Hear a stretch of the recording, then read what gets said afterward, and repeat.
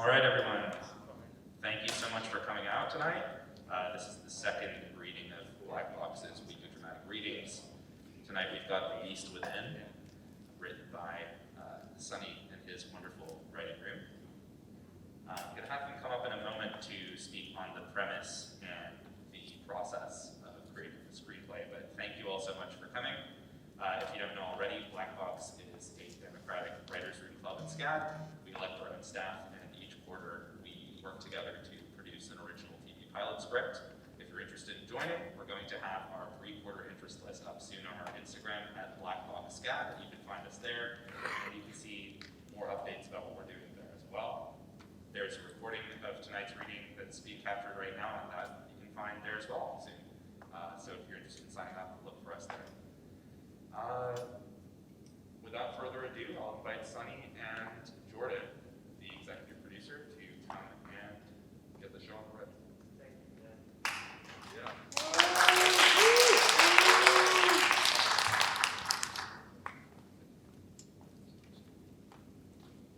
Hello, my name is Sonny, My name is Jordan. and we are we're the Beast We're the Within. Beast Within! Yay! I'm the executive producer. And I'm the showrunner. And we have in our cast some of our writers. We had an amazing group of writers. For the past 10 weeks, we've been writing this script. They've all done a great job. Thank you to everyone. Thank you to Ben. Yeah, we couldn't achieve this without our writers. You know, I just wanna give like a big round of applause for the writers, please.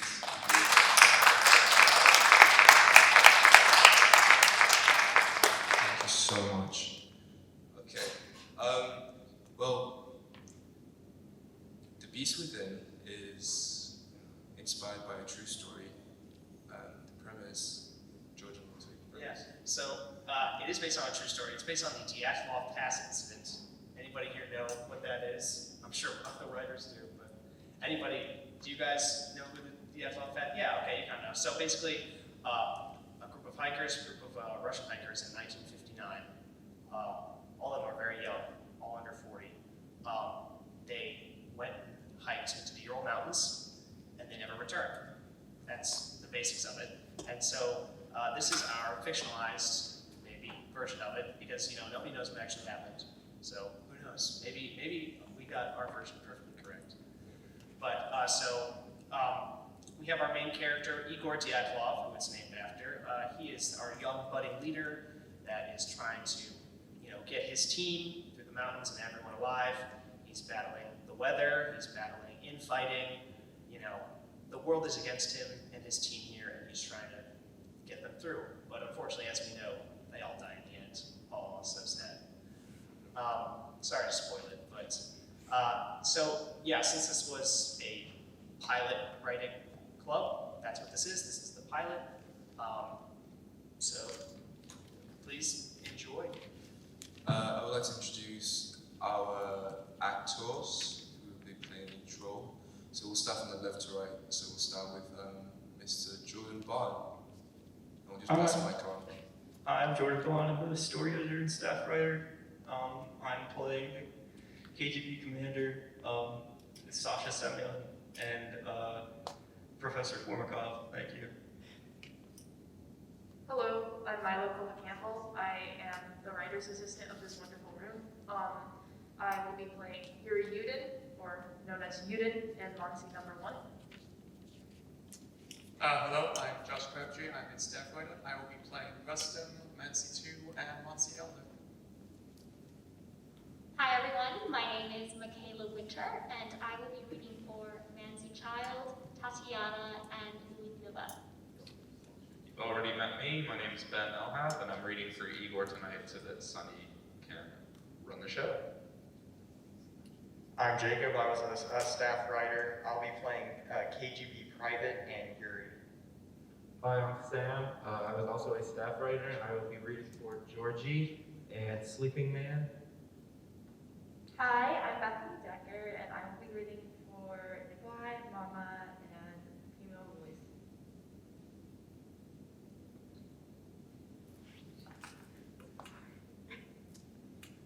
Hi, I am Melissa Archer, and I will be reading as Zenadia.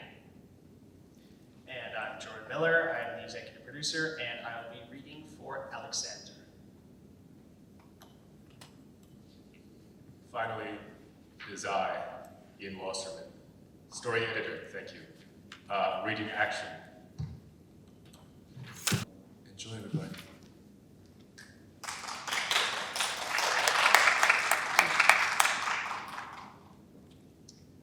The Beast Within.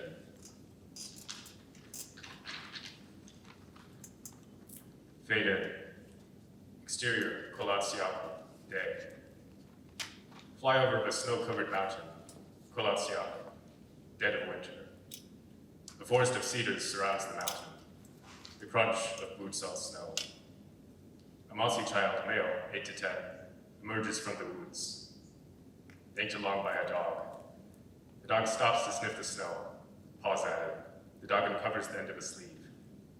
The child drops to his knees, digs the object free, tugs out a wool sweater, stiff with ice. The child throws it aside, digs further. The child reaches something solid, brushes off a final layer of snow. A human face stares back at him, covered by rime. The mousy child stumbles to his feet, runs off. The dog follows, barking. Someone, come quick! Exterior, Colaziaco, day. 2 frozen bodies, one female, one male, lay under the sky. Near coffin-sized pits dug into the snow. A mousy tribesman, number 1. 30s, heavy fur coat, pulls the 3rd corpse, an older male, into the line of the grunt. The older male has both his eyes missing and a gash in his head, skull exposed. The younger male's body's neck is bruised purple-gray. The female corpse is also missing both eyes. Her upper lip is gone, exposing her teeth and jaw. Once tribesman number 1 catches his breath, drops to his knees and pats down the bodies, pulls a notepad and pen from a pocket on the older corpse. He flips it open. Insert. Notes all in Cyrillic. Come look at this. Once tribesman number 1 closes his eyes, mutters a prayer, stands, seeks out his compatriot's voice. Exterior, Colaziaco, Dyatlov camp, moments later. Once tribesman number 1 enters into the clearing. A large cedar lies at its edge. Broken branches carpet the ground around it. A cold fire pit lies in their midst, with 2 other bodies, both male, lie around the fire pit. Monty tribesman number 1 leans down to feel the embers. Monty tribesman number 2, 40s, larger build, comes out of the tree line. Don't bother. It hasn't been lit in at least a month. Monty tribesman number 1 rises. Come over here. It gets worse. The men hike across the snow, reach line up with more corpses, 2 male, 1 female. These ones are just barely buried. 2 months in the sun would have found them for us. Who are these people? Russian hikers. They must have been staying in that. He points at a torn tarp tent further up a slope. They approach it. The tent consists of the tarp haphazardly laid over a gap between 2 separate tents. Slashes and holes run through the sides. Monty tribesman number 1 peeks through a slash. Inside, a stockpile of hiking equipment, backpacks, jackets, food, boots, ski caps, a stove, and an axe. What could have done this? Not what? Who? Monty tribesman number 1 looks over to his friend. Zulter. Exterior, Colaziaco, Dyatlov camp continues. The KGB private, 40s, and the KGB, that's commander, KGB commander, 40s, and the KGB private, 20s, watches from a distance through binoculars atop a ridge. Both operatives wear long gray-green coats with golden belts. Ushankas sit atop both of their heads, adorned with a Soviet star, hammer, and sickle. The KGB commander lowers his binoculars. The locals are sticking their noses where they don't belong. What should we do, sir? Nothing for now. The commander raises his binoculars to his eyes once more. They're leaving. Let's go. Back at the campsite, the mousy man had dragged the 2 bodies from near the fire toward the other 3. What should we do with them? Leave them. You feel it, don't you? This whole place is tainted. The 2 mousy disappear into the tree line. The The KGB officers creep down the slope. The commander inspects the tent and the 5 bodies that lay around it. Fucking hell, they've really made a mess of things. The private counts the bodies aloud. Where are the others? The KGB commander points in the direction Monty left him. Few meters that way, never smart enough to bury themselves. A whole lot good it did them. The 2 officers hike through the trees, reach the first 3 bodies. Gather any evidence. Right away. We're bringing them all back. Yes, sir. I'll call the agents back at base. They should be here by nightfall. No, Sir? we're taking them to Moscow. 6 months earlier. Exterior, Ural Polytechnic Institute, day. College building. White neoclassical facade reached by a set of steps. A Soviet flag flies atop its peak. A crowd of college students coming and going, dressed in sweaters, suit jackets, and skirts. Igor Dyatlov, 23, flat cap, sharp ears. Yuri Doroshenko, 21, tall, cold eyes. Lyudmila Lyuda Dubinina, 21, blonde, coiled braids. Zinaida Zina Kolmogorova, 22, auburn hair, fatalk. And Yuri Yudin, 21, blue and white striped cap, approach the college entrance. They cross a quad fringed by hedges. All carry armfuls of books. They say by the end of the month, the weather will be perfect. That early this year. That's what they say. Perfect for skiing, perfect for hiking. They say that every year. And every year I still freeze my balls off. Bunch of horse shit.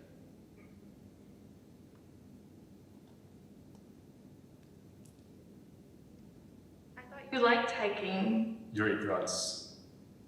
Is that a no? I'm just saying, what you've got to be so happy for, Yudin. You're the one with the shit joints and it's fucking cold even for me.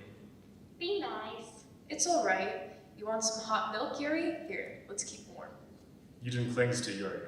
Yuri shoves him away. Everyone laughs. Save it for the trail, comrade. We'll make you jealous. They stop at the steps. Can you come tonight? Yudin shakes his head. Lyuda and I, We're studying. Studying. Yudin looks to Lyuda.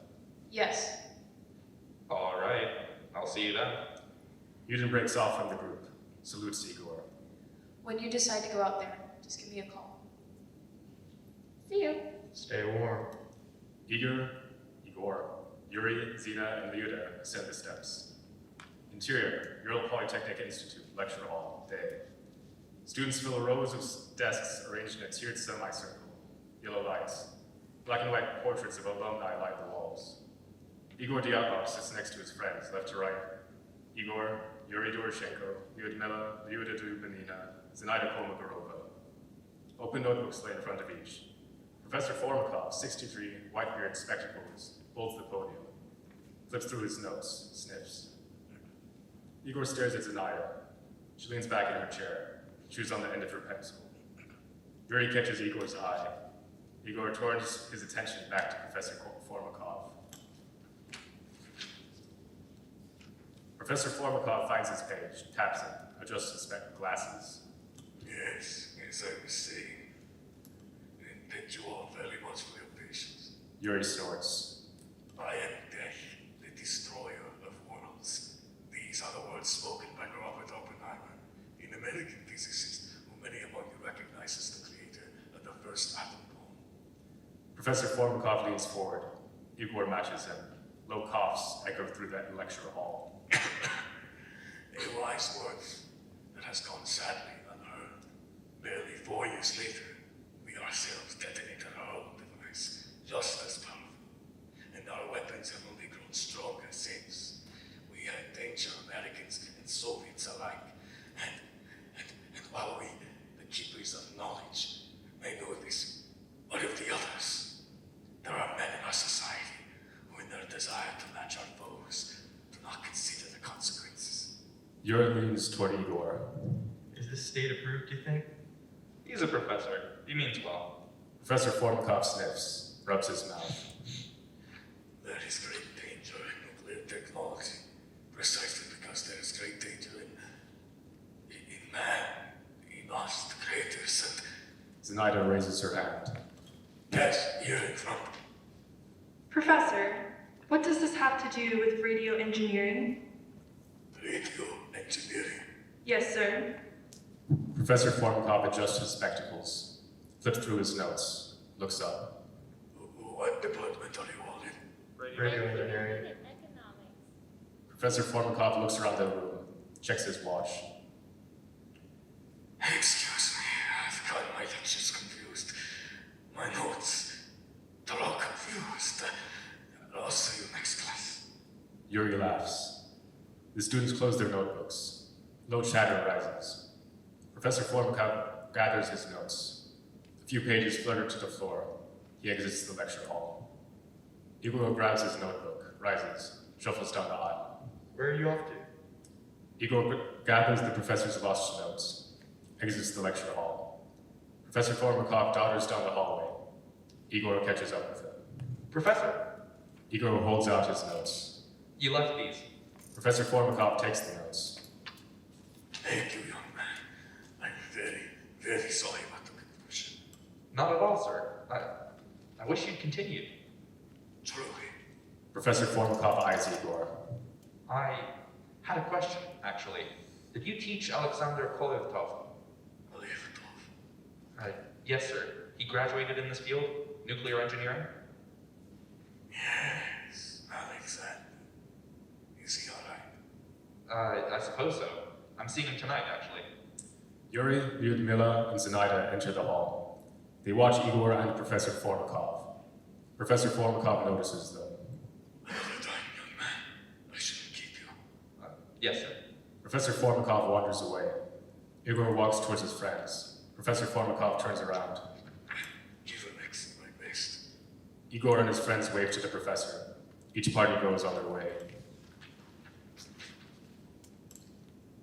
Interior, Sverdlovsk Rimochnaya, night.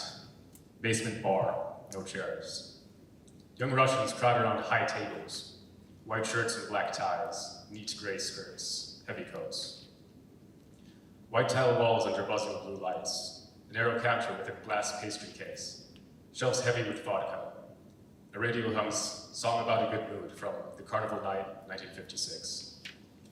Igor, Yuri, and Zina stand at a table. They have a bottle of Stolichnaya vodka, shot glasses, plates of black bread, pickles, and smoked meat. Igor stares at a propaganda poster on the opposite wall. A police officer arresting a drunk. Captioned in Cyrillic, got drunk, cursed, broke a tree. It is shameful now to look people in the face. Someone's drawn a Hitler mustache on the police officer. Alexander Alex Kolevatov, 25, crooked jaw, slicked back hair. Enters with Semyon Sasha Zolotaryov, 38, handlebar mustache, felt cap. Alexander sees Igor, waves. They approach Igor's table. Who's the old man? Igor, Zina, my friends. Alexander embraces them each. Sasha stands apart, watches. Igor makes eye contact with him. I'll grab some glasses. Yuri leaves for the counter. Alexander and Sasha take a place at the table. Zina pushes the plate of bread toward them. Sasha picks up a piece. Thank you. Sasha munches the bread. Yuri returns with a pair of shot glasses, places one in front of Alexander, then Sasha. My friends, this is Semyon. Sasha grabs the vodka, pours them each a shot. Sasha, please. And Sasha to my friends. Pleased to meet you. Igor reaches across the table, shakes Sasha's hand. Yuri and Zina repeat the gesture. Sasha kisses Zina's hand. She laughs. We met in Moscow. He's a tour instructor. I'm young for my age. I promise I won't bore you. Alexander points to each in turn. Sasha, Igor, Zenaida, and Yuri. Sasha nods. A pleasure. Now, for shopping. Sasha rolls up his sleeves. He exposes a tattoo of a five-pointed star on the inside of his right forearm. Igor sees it. Sasha raises his glass. To good health. Everyone else raises their glasses. A good To health. good health. Everyone drinks. Igor watches Sasha, notices he has gold-capped teeth. I know what you all want to ask me. And what's that? The Moscow girls. Here we go. Did they run away from you too? Or is that just the local girls? Everyone laughs. Zenaida pours another round, raises her glass, another toast. The radio plays We Are Neither Stokes Nor Carpenters from The Height, 1957. Vodka shots montage. Igor scrawls diagrams of a radio on a napkin, pulls it up, gestures at it. Alexander shakes his head. They've emptied the first bottle and gotten another. Yuri seizes the empty bottle, minds hitting someone with it. The bar sings along, sways with the music. Igor watches Zenaida as they sing. She catches it, smiles. Yuri stumbles away from the table. Zena helps him make it to the door. She waves. They leave. End montage. Igor rubs his eyes, cradles his head against the table, littered with empty glasses, empty plates, empty bottles. Sasha's taken off his hat, unbuttoned his shirt. Alexander's hair is a mess. Igor, hey, Igor. Alexander prods Igor. Igor looks up. Alexander and Sasha laugh. How's your going? Fuck. How's your thesis? My thesis? Christ, Alexi, it's okay. You know how it is. What subject? It's boring, nothing groundbreaking. Igor toys with an empty bottle. I don't know. Sometimes I think, is this it? Is this all? I know what you mean. Our work ought to mean something. Igor nods. Sasha and Alexander exchange a glance. Sasha, why are you here? You still hype, right? What's your certification? Grade 2. Grade 2. Are you planning on grade 3? Sasha's good, Igor. How many expeditions would you say? I've lost count. You lost count. I've lost count. I'm what, half your age? Seriously, what's going on? You're looking for something. I suppose. Unusual. Special. Special. Yeah. Something fucking extraordinary. Alexander and Sasha laugh. Igor lowers his head. Sasha leans in. Two hands the size of a boulder shaking. Listen, Igor, my friend. Igor raises his head. Do you know Kolotsiakyo? Igor shakes his head. His eyelids droop. Hey, Igor, don't go to sleep yet. You'll want to hear this. What is it? Sasha looks over his shoulder.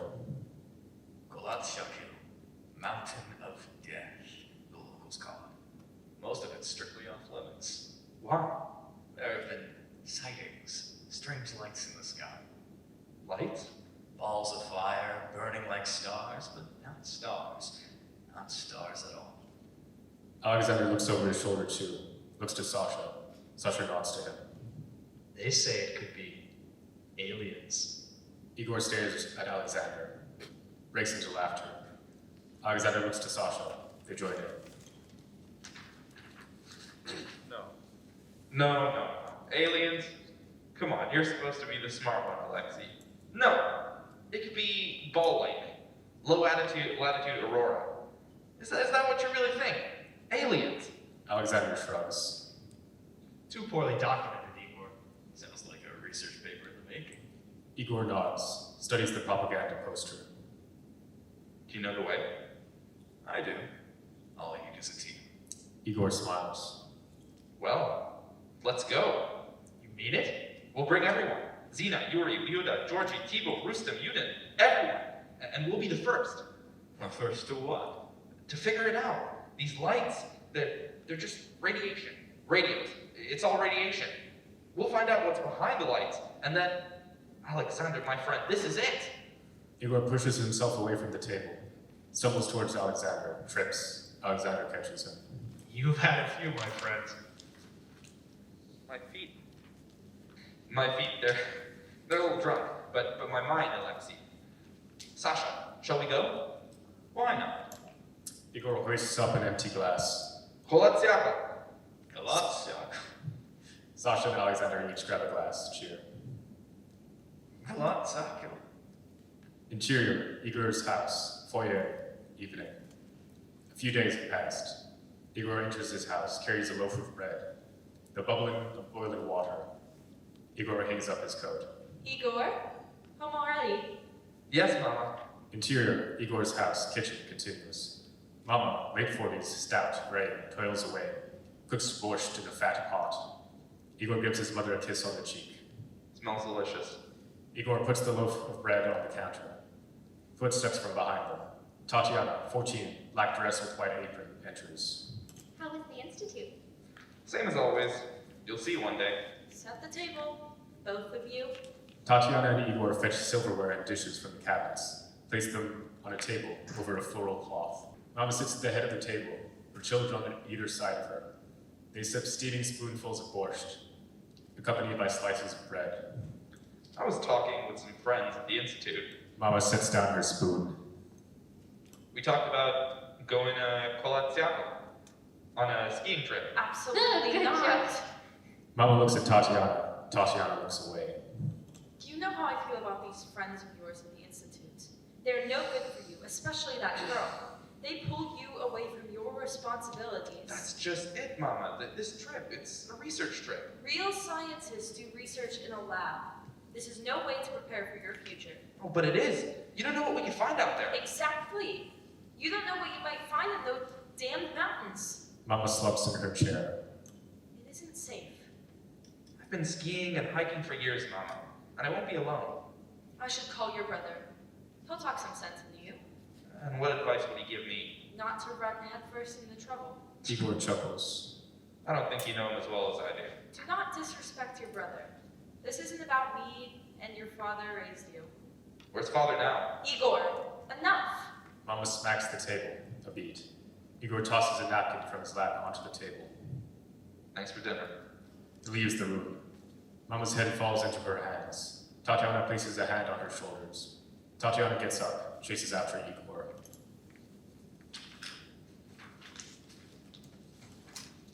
Exterior, Igor's house, night. Igor trudges out of his home, light snowfall, hands stuck in his pockets.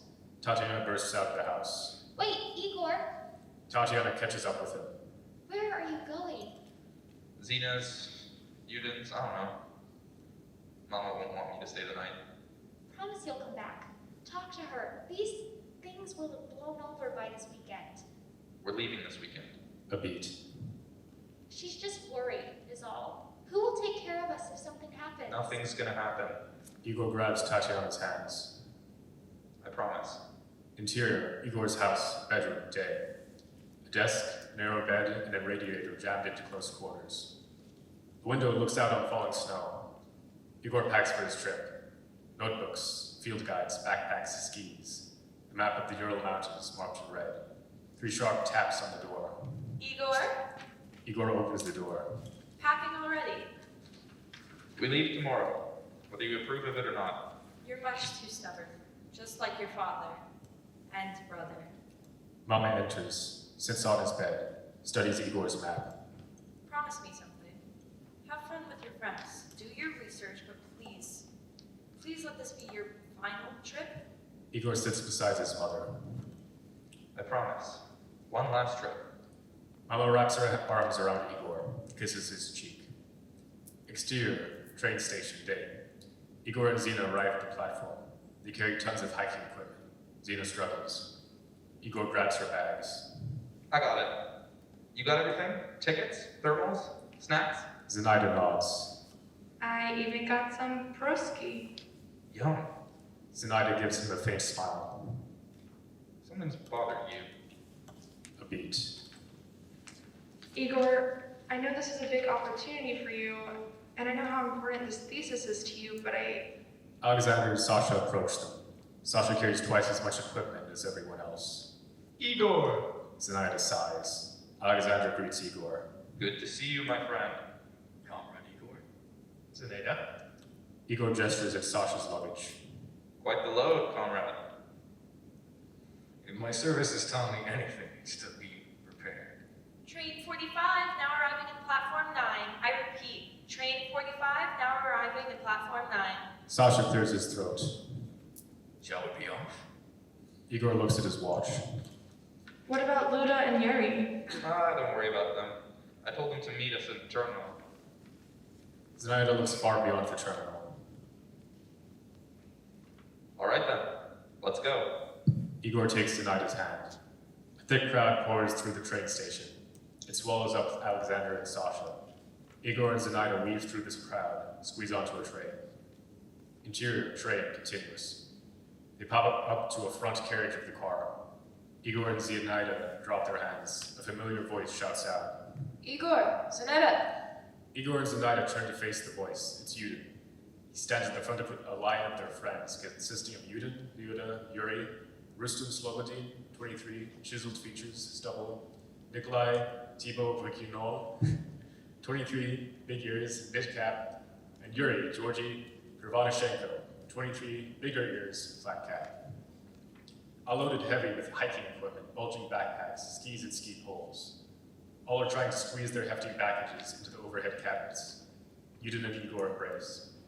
Sasha and Alexander enter the train car on the other side of the carriage. Everyone, remember Alexei? And that's Sasha. Sasha, Yudin, Lyuda, Rustem, Nikolai, and Georgi there at the back. Igor points to each of them in turn. Sasha waves. The train sways. Well, everyone, ready to see some aliens? Interior, train to Vizay, day. Green interior, snowy fields fly past. The train rumbles. Zenaida leans against the window, looks at the scenery. Igor sits next to her. Sasha sits across the aisle next to Alexander. Yudin and Lyuda sit behind Zenaida and Igor. Nikolai, Georgi, Rustum, and Yuri sit further back. At the very end of the train car, a sleeping man, 40s, ragged coat and beard, slumps in his seat, vodka bottle in hand.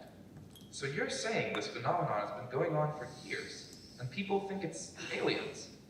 But have there been any actual sightings, records, testimonies, witnesses? Even if there were, it would be kept under wraps. But why? Sasha leans in. The state. Igor chuckles. Sasha copies him. Igor, you think we should switch seats?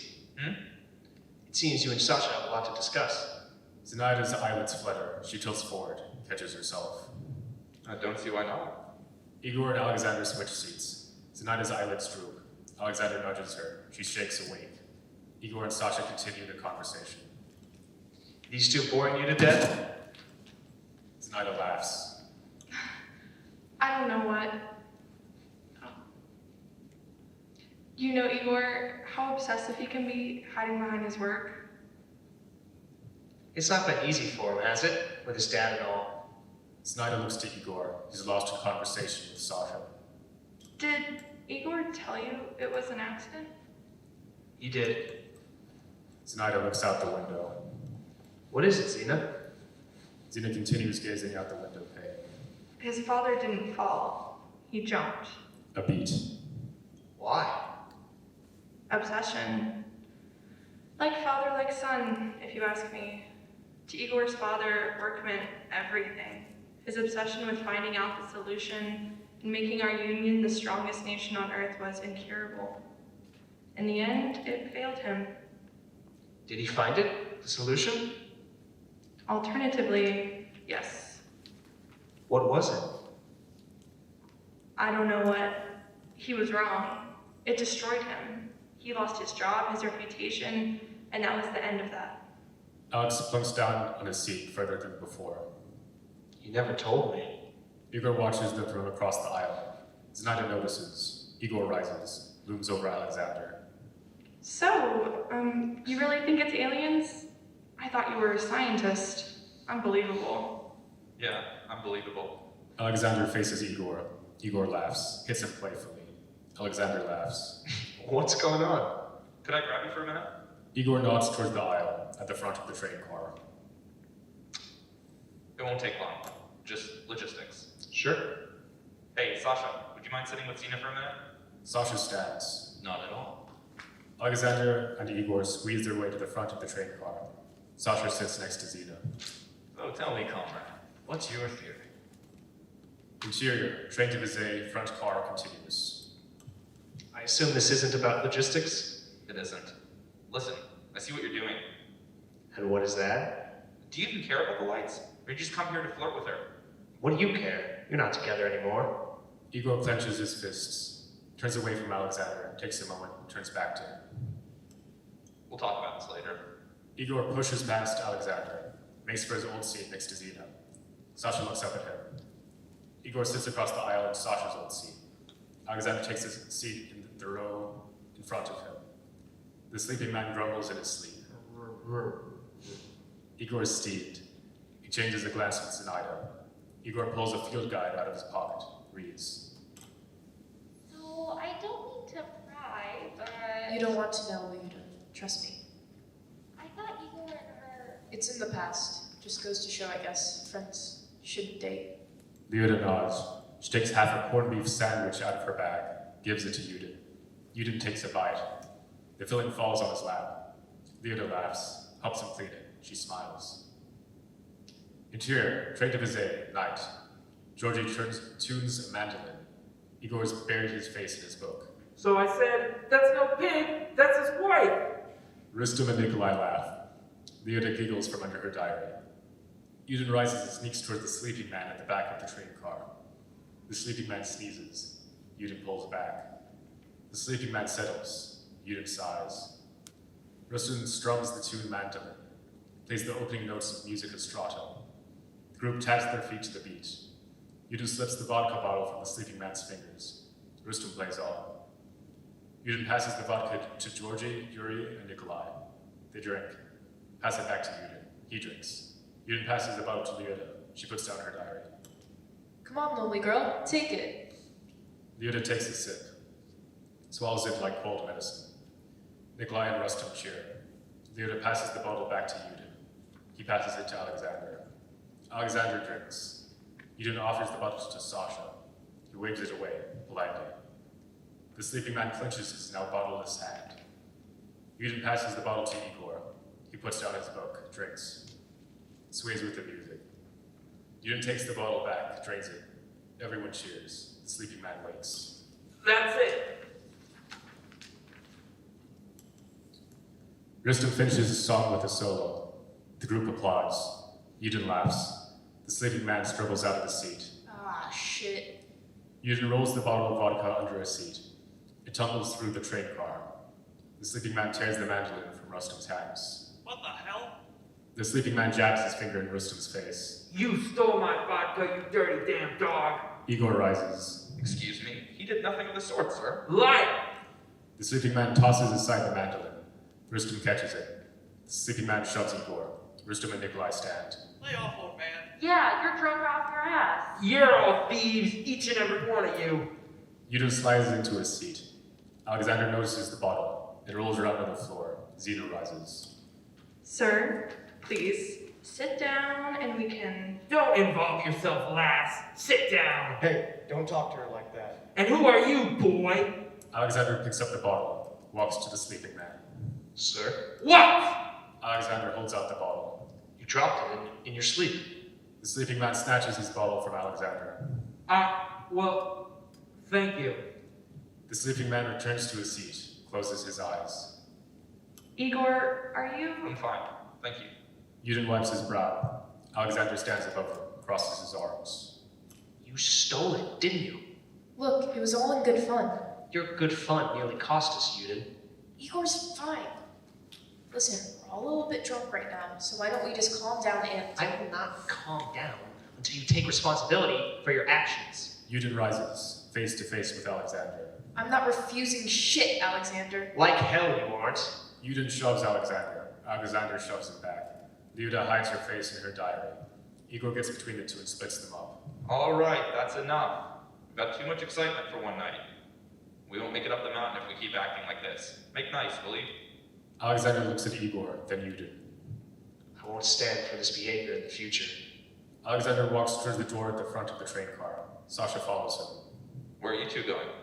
Somewhere I can get some rest for the night. My apologies, I just find the noise too much to bear at the moment. They disappear into the other train car. Igor turns to Yudin. Apologize. Why? Just, please. As a friend, we need this trip to go smoothly. I'm begging you. Yudin sighs. Fine. The group returns to their seats. The train car rocks. Interior, train to Visée, night. Lights off. Most of the group sleeps. Yudin sits awake next to Leota. She rests her head on his shoulder. Yudin maneuvers her off of him and rises from his seat slowly. He tiptoes to the door to the next car. He opens the door. A cold wind blows in. Yudin crosses the gap between the two cars and opens the next door. Yudin sticks his head in. He sees Sasha and Alexander sitting across from each other. It is your duty, comrade. Yudin pulls his head out and hangs onto the door. Keeps it cracked open, listens in. I have doubts, sir. Doubts are for the foolhardy. I'm friends with them, sir. Please believe me. They do respect the Soviet state. Then they'll be willing to give everything for their country. Yudin eases the door shut. Sasha's head snaps to face it. He sees it close. Yudin creeps down the aisle, back to his seat. The door opens behind him. Sasha enters, lays a hand on Yudin's shoulder. Yudin turns around. Just wanted to apologize. I didn't mean to. Sasha shuts his head. People rustle in their seats. You heard nothing. Understand? Yes. And since you heard nothing, you will say nothing. Understand? Yudin nods. Understand, comrade? Yes. Good. Sasha walks back toward the cabin door, swings it open. Snowflakes blow into the car.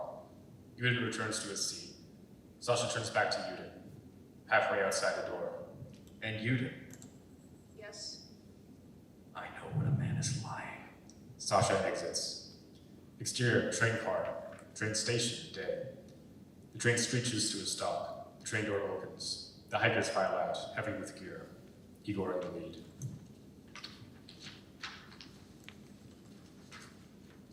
Exterior, truck, day. The team of 10 sits in the back of a pickup truck. Heads down the road through an expanse of snow-covered forest.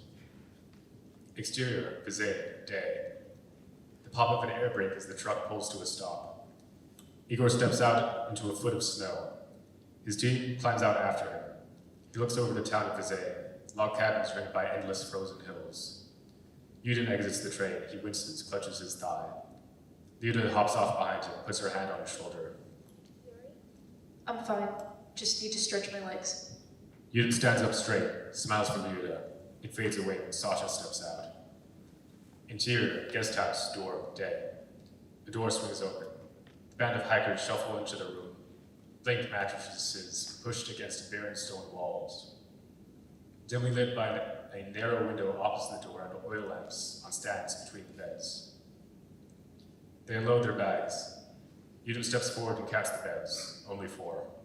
What the hell is this? We're in the country now, comrade. Igor claps his hands. All right, 4 beds, 10 of us, 2 to a bed. Hey, Zena. Luda and I will take one. Looks like 2 will have to take the floor. Draw straws. Sasha steps past them. I'll volunteer. We'll all be sleeping on the ground sooner or later. Nikolai follows him. He's right. Best we're prepared. Thank you. Now, I saw a canteen on the way in. I think we've earned some refreshments. Vodka? Nikolai smiles. They speed out of the door. We start on the trail tomorrow morning. We'll be sober. Mostly. Igor follows them out. Interior, guest house, hallway continues. As the rest of the group heads down the hall, Lyuda and Yudin break off. Igor spots them. Everything all right?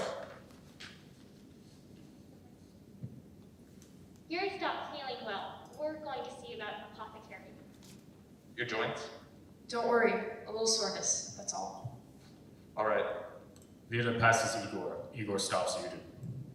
You don't have to prove anything, comrade. Not to me. Yudin nods. Follows Lyuda.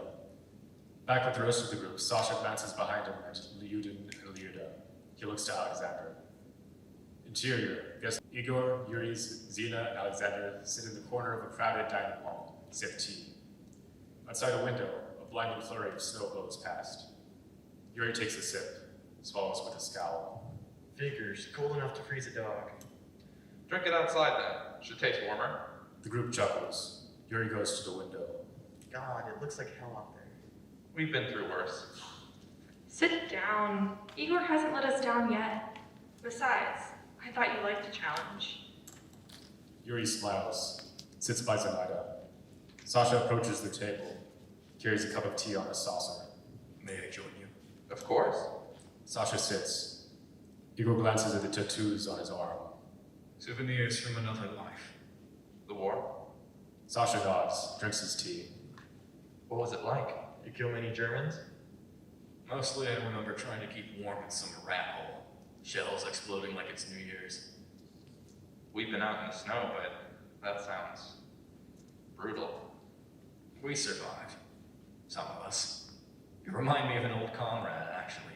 Brave, collected. Used to play his Domra whenever a barrage started. Igor chuckles. Sounds eccentric. He was a goddamn lunatic. I miss him. I'm sorry. It was a long time ago. Oddly, I can't recall his name. Igor chuckles to himself at what he thinks is a joke. Odd that you can't remember. He was like a brother. Sasha becomes wary of Igor.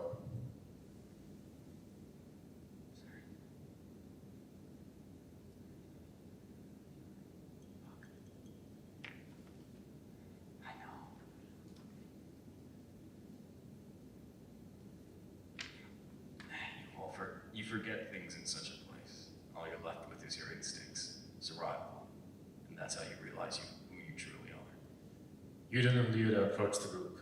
Igor and Sasha notice them. Sasha drinks his tea, stands. I think I'll see how Alexander is doing. Sasha leaves. Interior, theater, night. The group watches the 1956 film Symphony in Gold, projected on a sheet hanging from a wall. Alice Bags, fitted in a traditional Austrian dress and pigtails curled to the ceiling, sings Dong Dingle Day. The group cheers. Exterior, theater, night. Everyone files out, jubilant. They sing pieces of Dong Dingle Day out of tune. Yudin prances up behind Lyuda, spins her around. Lyuda, dance with me. Yudin, what are you? Yudin pulls her along. Lyuda screams. He leads her in dance. The rest of the troupe clasp arms, form a dance line. Sasha stands apart.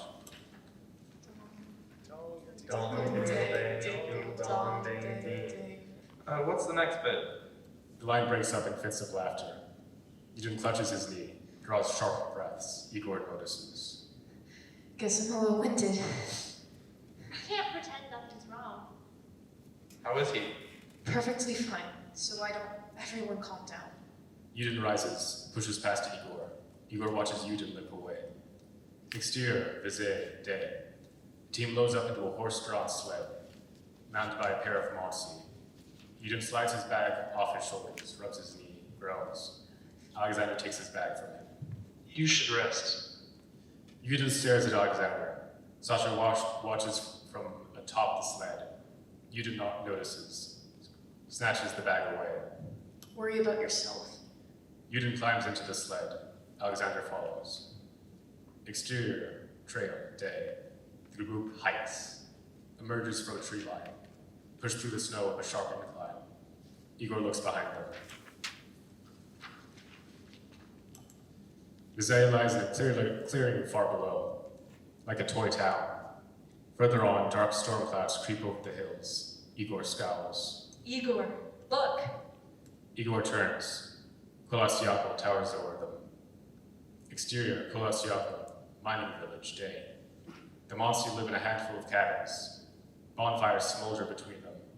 Yudin, Lyuda, and Zenaida sit around one of the fires. Their gear piled up beside them. They warm their hands. Igor approaches them. A minute, Yudin? Zenaida leaves. Lyuda pats Yudin's arm, leaves. Igor kneels next to Yudin, watches the girls until they're out of earshot. One of these days you'll have to tell me how you do it. I'll give you a lesson on the way up. Igor laughs. Do something for me, will you? Igor stands, takes a dozen paces back. Walk to me. This is stupid. Come on. Yudin stands, shakes, takes 4 steps, clutches his leg, limps toward Igor. Stop. That's enough. Yudin collapses. Igor kneels next to him. We're about to walk 10 kilometers up a mountain. 10 kilometers over rock and ice, and with a blizzard right on top of us. Igor, don't do this to me. I can't risk it. Hell, Lyuda would break my legs and leave me there to freeze. Yudin snorts. Igor grabs his shoulder. Go home, my friend. Please. Yudin gazes into the fire, nods. Exterior, Kolostyako, mining village, day. Igor throws Yudin's bag into the sled. There'll be another mountain. Stay safe. Lyuda throws her arms around Yudin. He hugs her back. I got you something. She pulls a small teddy bear out of her bag, puts it on his shoulder. Yudin grabs it. He's cute. What's his name? Up to you. Yudin smiles, stuffs the bear in his bag. Come with me. What? This whole trip, something's felt off. Don't worry so much. Go back and get some rest. I'm serious, I can't explain it, but if you follow Igor up there, Yudin shakes his head. just come with me, please. I'm sorry, I can't abandon the others. Don't worry, it'll only be a week. Yudin pulls Lyuda in for another hug. He whispers something in her ear. Lyuda's eyes widen. Yudin pulls away. Goodbye, Lyuda. I'll see you soon. He climbs up into the sled. A whip cracks. The sled departs. 10 days, Yudin. We'll be back down. Call us. Yudin takes one final look back. He waves. Igor and Lyuda watch him go. Exterior, Kolosyako mining village, day. A mossy woman lugs a sack through the streets. Rustum approaches her. Let me help, I insist. The mossy woman shakes her head, mutters, waves. Igor and Lyuda approach the house, crestfallen. Igor, Luda, why the long faces? Igor pats Rustum's shoulder. He nods toward a nearby cabin. They enter. Interior, artist's house, day. Old mining barracks converted into an artist's studio. Walls heavy with pinned-up sketches. Half-finished totems atop workbenches amidst piles of wood shavings. The group has set up a nest of pallets and blankets between a couch and a blazing stove. Sit in a rough circle. Igor enters. Everyone turns their heads. Where's Yudin? A beat. He went back, didn't he? How sick is he? Igor holds a hand up. I couldn't risk it. He's already left. Why didn't he say goodbye? I think he was embarrassed. Igor warms his hands over the stove, shakes his head, leaves the house. Zenaida slips out after. Lyuda walks over and rifles through her pack. She steals a glance at Sasha. Sasha, Alexander, and Nikolai talk in hushed tones. Sasha laughs, puts a hand on his shoulder for support. He catches Lyuda staring. He turns away.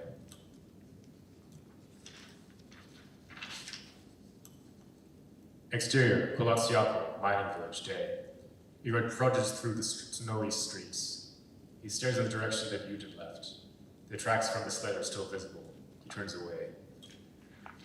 Igor! Zenaida catches up with him. Igor! What? What happened? Are you feeling okay? He had to go. This hike would be hard enough as it is. Igor nods to some storm clouds covering the summit. I had to make a decision. He'll be alright. Zenaida puts her hands on his arm. I wanted to do this with him. You're not thinking about turning back, are you? No. But I'm not blind to the omens. Igor shakes her off, wanders away.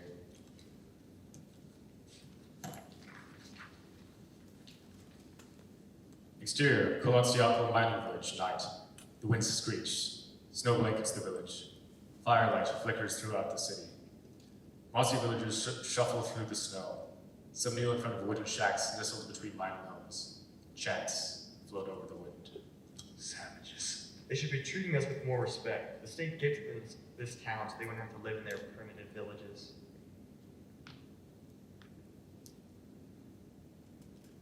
Interior, Kolosyako mining village hall, night. The largest cabin of the mining village. Seats 4 people at long benches. Igor's group sits among the villagers before a feast of roast game and stew. Yuri, Georgie, Alexander, and Nikolai pass around a bottle. Sasha surveys the room. Rustum and Lyuda converse with a mossy elder. Igor and Zenaida sit nearby. What are those? She points out a window. Wooden huts amidst the snow. Mossy villagers kneel around it. The huts are lit by torches. They place baskets of handmade jewelry inside the hut. Braves. Twice a year we uncover the funds where we may speak with our dead and offer gifts for Kulote. Cool Oter? God of the underworld, the spirits of death, the Lord of Plagues, he bears many names. Lyuda scribbles in her journal.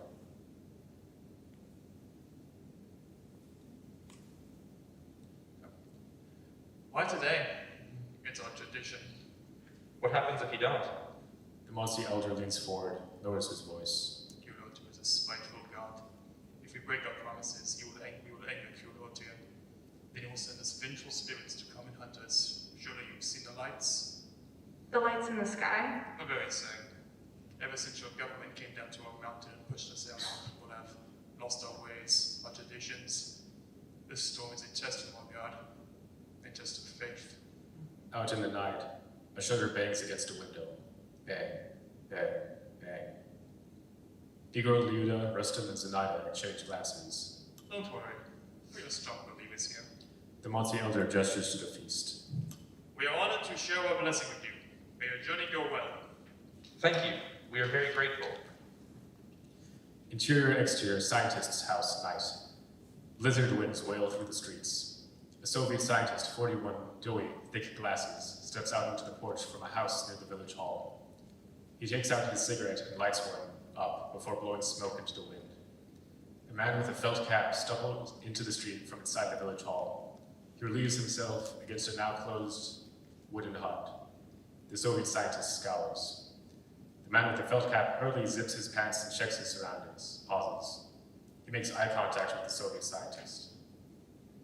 The snow flurries lessen, enough to see his face. It's Sasha. The cigarette tumbles from the Soviet scientist's lip. It hisses in the snow. The Soviet scientist hurries back inside. Stacks of notes, graphs, and maps line the walls. He reaches for a phone on a desk, dials like hell, runs his hands through his hair. Through the window, Sasha sees the scientist shouting to the receiver. The snow keeps howling. Far off in the whistling wind, a hint of a monstrous screech. Fade out. Exterior, mining clear, night. The storm is let up. The snow is nearly a foot higher.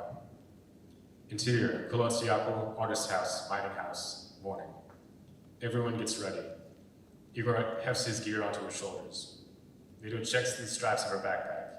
Igor claps Yuri on the back. He checks the Yoda's straps. Claps Yuri on the back and offers an encouraging nod. Exterior, Kolossiakul, mining village, morning. Early morning light glistens on the snow, a foot higher than the day before. Zenaida, Sasha, Alexander, Rustam, Georgie, and Nikolai wait outside the house. Igor, Vida, and Yuri exit the house. Nikolai rubs his hands together. Everyone else bounces in anticipation. Exterior, Kolotsiakul, trail, day. Igor takes a deep breath, composes himself. He turns back toward the group. Shall we? Igor walks ahead. Zenaida follows close behind. The rest of the group follows. Sasha and Alexander bring up the rear. Alexander turns. His gaze lingers on the mining village. In a valley back down the trail, far below them. Exterior, Kolossiakul mining village, night. The villagers stand and sit around a great bonfire. Monty men beat drums. Mothers hold their children close. The village chants in unison. The Monty girl stands apart. Her head sways to the beat. Crunch. The girl sees a shadow move in the woods. Crunch. Some of the villagers now turn their heads too. Crunch. The drummers slow their beat. The villagers look around. The Monty elder holds up his hand. The chant stops. Crunch. The Monty girl's gaze turns towards the sound. An owl flies out of the night, lands on an eave, faces the flame. Crunch. The men re-emerge with rifles. They survey the area, backs hunched and ready for war. Mothers hold their children close. The owl hoots. Crunch. The Monty elder gazes into the dark outside the bonfire's limits. He sees a deeper shadow in the night, something inhuman. Crunch. He takes a step forward. The Monty men train their guns on it, advance. The elder stands ready. The women take their children indoors. A glow of neon green. Crunch. The Monty men fire. Nothing. Crunch, crunch, crunch. The Monty men hesitate, draw closer together. A thick green fog drifts towards the men. Crunch, crunch, crunch. The fire dies out. The owl flies off into the night. The Soviet scientist grips his shotgun, shaking in fear. Interior, Kolossiakul mining village, continuous. Inside a wooden shack, a mother holds her child tight. Gunfire and shouts from outside. Shadows of men's limbs torn apart. The crack of bone, the glow of neon bright outside the animal skin tents. Cries of anguish. Blood spatters onto the snow. The child cries. The mother shushes them. It is silent. The mother breathes slowly, a low burning sound. Green fog fills the shack. Exterior, Kulasiaku, mining village continues. The village burns, smoke rises. Lights flicker and spin high up in the sky like misplaced stars.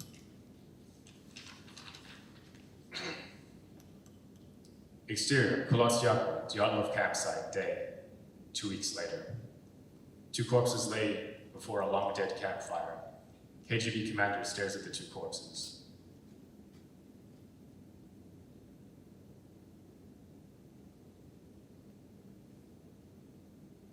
KGB private, commander. KGB commander walks back toward the tattered tent. A female corpse grips Lyuda's diary. KGB private takes it from her hand, dusts off the snow. What? A book. The private thumbs through the pages. A diary. KGB private finds the page riddled with Monsey language mixed with Russian. Some in Monsey, surprisingly. What? The girl could speak it? No, merely studying the locals, it seems like. The private squints as he tries to read. Not much. There's something among it that's interesting, though. What is it? KGB private looks up from the diary and points to the phrase, Lord of Flames. Exterior, Kulasiaku, trail, 2 weeks before. Private stares off into the distance. The wind blows as the group continues up the mountain. Alexander snaps out of his trance. Yeah? We're ascending. Come. Sasha joins the rest of the group. Alexander looks up toward the mountain's peak. Alexander starts his march up the snowy mountainside. A wind blows. Fade to white.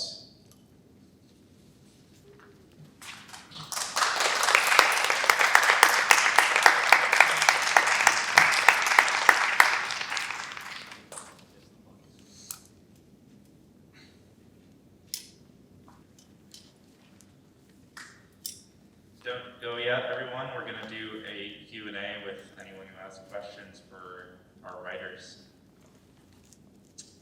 All right, Garrett, up front. I guess this question is directed at the executive producer, Jordan.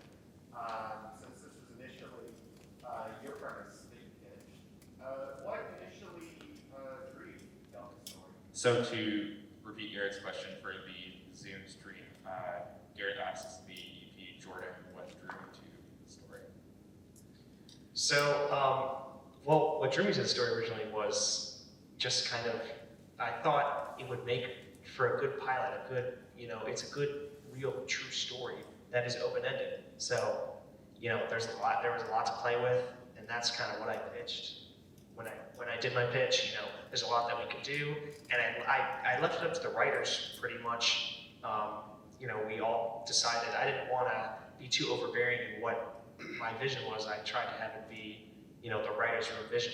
So I said, okay, what's going to happen? And we figured it out from there. Yeah, I think we got like the story down in the first meeting actually. Like we got the beats down and everything. Yeah, and we just wrote. Yeah, I remember there was a lot of discussion on whether, our big baddie, our big foe should be, kind of more monstery or more based in reality. And I think we have a good mixture of both, and we have multiple pressures coming into Igor and the rest of the team. There's, there's loyalty to the state and to friends and a lot of... There's like so much we could play with in the antagonist stuff and the protagonist as well, but because we're writing only for the pilot, we kind of like, okay, we'll just start off easy and then lead the way into the story, that kind of stuff. But yeah. All right, any other questions?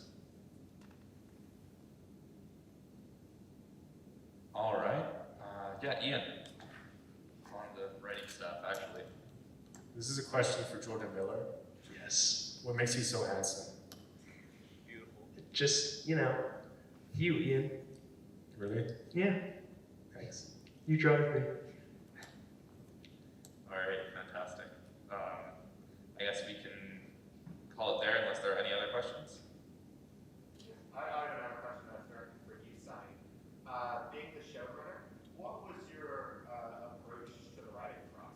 So, question for Sunny, what was the approach to the writing process?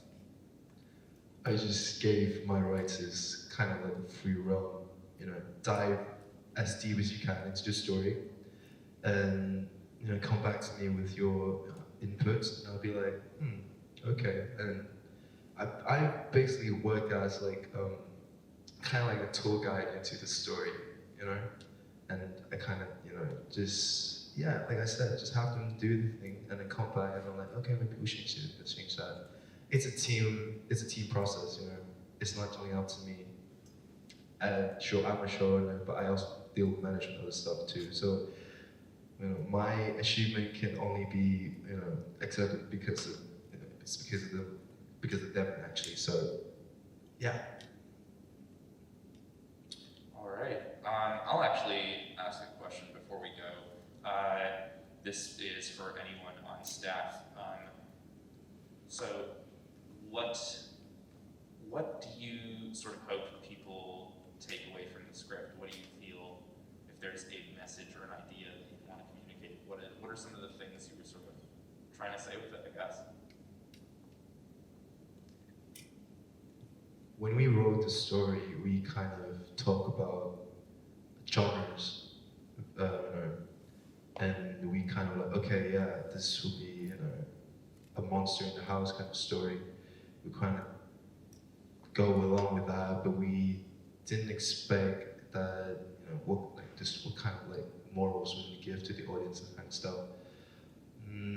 But we did come up with a theme to the story that we built, which is, man versus inner self, in a sense, and that like literally the series called The Beast Within, meaning that there's a beast inside all of us and that we should be aware.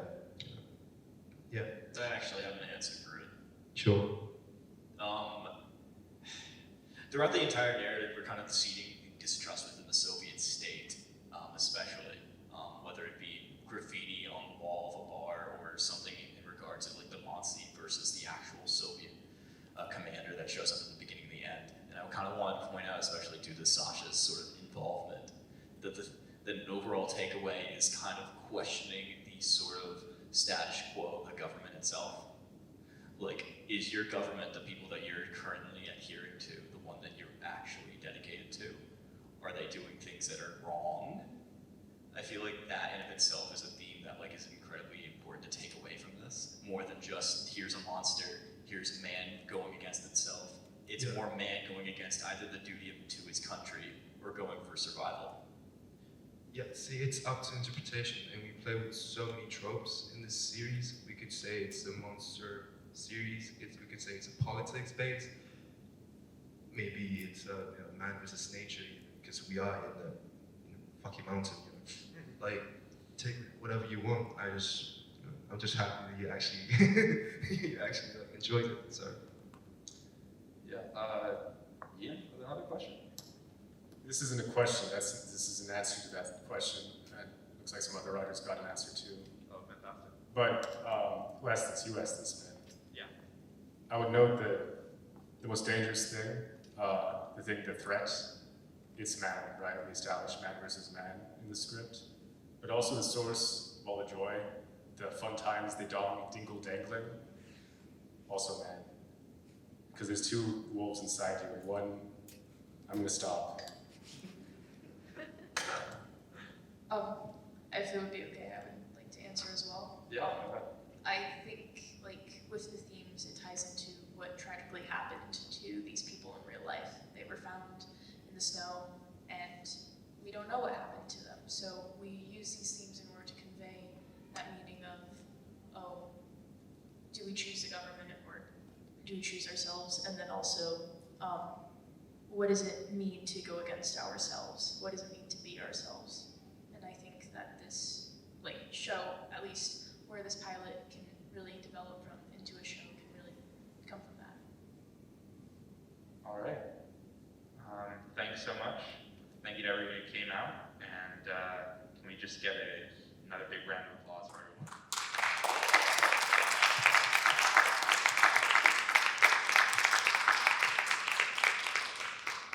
All right, everyone, have Have a great night, and remember to come back for Medusa tomorrow at 6 p.m. It's going to be fantastic. Thank you, everyone. Yeah, once again, thank you all to the writers, to literally everyone who made this possible. Avery, To the Dan. cast, thank you. Michaela, Alyssa, Bethany, thank you for joining us. And you guys are perfect in those roles. Thank you to the writers, Sam, Josh, Jacob, awesome, Milo, amazing. And yeah, thank you guys for watching. So, have a good night, everyone.